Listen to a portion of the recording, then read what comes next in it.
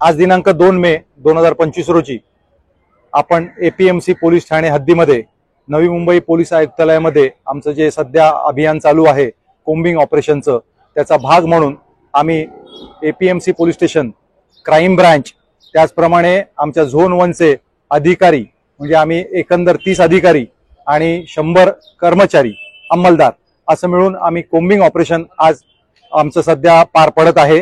त्याचा भाग म्हणून आम्ही सगळ्यात पहिल्यांदा एपीएमसी पोलीस ठाणे हद्दीमधील जी आमची कोल्ड स्टोरेजेस आहेत, ज्या ठिकाणी परदेशातून आयात होऊन जी फळं येतात, जे इम्पोर्टेड फ्रूट्स आहेत, त्याचप्रमाणे इथून जी निर्यात होते त्या ठिकाणी आम्ही सगळ्या ज्या आमच्या परिसरातील एकंदर 8 अशा वेगवेगळ्या आमच्या ज्या कोल्ड स्टोरेजेस आहेत त्या कोल्ड स्टोरेजेसना आम्ही भेट दिलेली आहे। त्याचप्रमाणे तिथे कसून तपासणी केलेली आहे।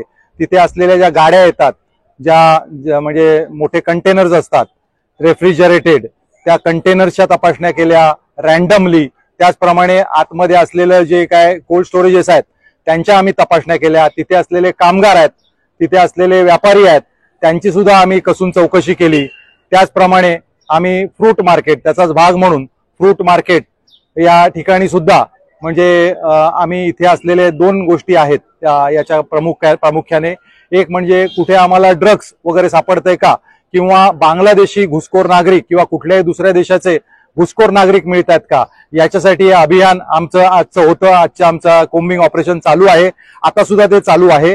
त्याचा भाग म्हणून आम्ही एक साधारणपणे या मार्केटमध्ये आता एपीएमसीच्या फ्रूट मार्केटमध्ये 150 लोकांना जवळपास ताब्यात घेतलेलं आहे।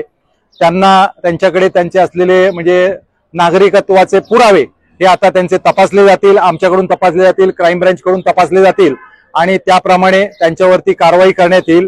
त्याचप्रमाणे आम्ही नागरिकांना आवाहन देखील केलेलं आहे की या निमित्ताने की आपल्याला कोणालाही जर ड्रग्सच्या बाबतीत किंवा घुसखोर बांगलादेशी किंवा पाकिस्तानी किंवा इतर कुठल्याही देशाचे घुसखोर नागरिक जर तुम्हाला मिळून आले तर त्याच्याविषयी माहिती तुम्ही आम्हाला ती देण्यात यावी। तुमचे नावं गुप्त ठेवण्यात येतील आणि त्याप्रमाणे आपण हे अभियान एकत्र मिळून आपण चांगल्या पद्धतीने करून घेऊ।